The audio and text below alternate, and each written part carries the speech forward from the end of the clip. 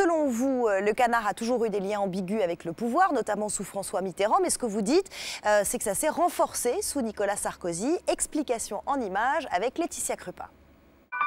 La principale accusation du livre, c'est la complicité supposée entre l'hebdomadaire satirique et les hommes politiques. Les politiques sont assez fins pour comprendre qu'il vaut mieux avoir un canard dans sa poche plutôt que contre soi. Donc ils repèrent les journalistes qui alimentent le canard enchaîné en écho et ils les utilisent très souvent à leur façon. Le livre révèle les noms des présumés informateurs comme Brice Hortefeux, le ministre de l'Immigration et de l'Identité nationale. Information démentie par le canard enchaîné cette semaine. Hortefeux est l'un des ministres qui a été le plus étrillé dans nos colonnes. Alors, à la sortie du Conseil des ministres, mercredi, nous avons tenté d'interpeller le principal intéressé. Monsieur Hortefeux, une question. Est-ce que vous êtes un informateur du canard enchaîné? Monsieur Hortefeux, est-ce que vous êtes un informateur du canard enchaîné? La réponse est claire, no comment. Reste la question de base, les responsables politiques informent-ils directement le canard?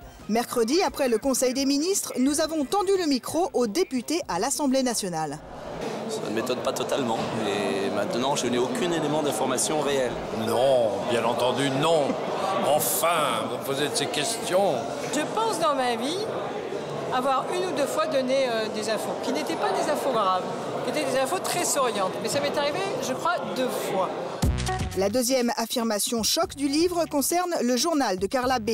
Cette parodie de carnet intime, publiée chaque semaine en une du Canard enchaîné, serait fortement inspirée par Pierre Charon, conseiller à l'Élysée. Mais là encore, le canard dément. Sérieusement, qui peut croire que le canard a confié une de ses chroniques les plus suivies à un collaborateur de Sarkozy? Même pas une ligne.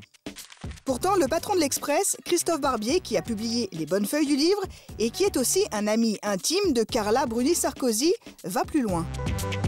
C'est un journal qui fait rire la principale intéressée, Carla Bruni-Sarkozy. Elle se jette dessus le mardi. Elle sait que par son entourage, notamment Pierre Charon qui s'occupe de sa communication, elle peut faire passer de vraies informations sur son agenda ou des petites idées. Pourquoi s'en priverait-elle? Pourquoi le canard se priverait-il de les reprendre? Il y a un jeu de ping-pong là qui ne porte pas tort aux intérêts de la République, mais qui montre bien que c'est plus compliqué que ce que croit le grand public, qui imagine un canard enchaîné en permanence dressé contre le pouvoir pour lui chercher des poux dans la tête. Non, c'est plus compliqué que ça. Sur le même modèle, pendant la campagne des municipales de 2001, l'hebdomadaire avait publié le journal de Xavier T, sous-entendu Xavier Tibéri, la femme du maire de Paris. Selon le livre, c'est Jean-François Props, alors directeur de la communication à la ville de Paris, qui alimentait cette chronique et lui-même confirme aujourd'hui. Très souvent dans ma vie, je me suis servi des journaux pour faire passer du message. Est-ce qu'à l'époque, on savait que c'était vous? Non. Non, parce que moi, je suis assez discret et secret dans les opérations que je monte. Information réfutée par le canard et par Xavier Tibéri que nous avons jointe par téléphone. Mais l'hebdomadaire satirique ne peut se résumer à la guerre de com' des politiques. Sa réputation, il l'a forgée aussi grâce à ses enquêtes, à ses scoops historiques et à son indépendance. Même s'il n'est pas parfait, même s'il a des lacunes, même s'il est partial, tout ça est vrai. C'est aujourd'hui le seul grand journal national très largement lu qui vit sans publicité. Ne serait-ce que pour cette raison-là, le Canard enchaîné est un trésor.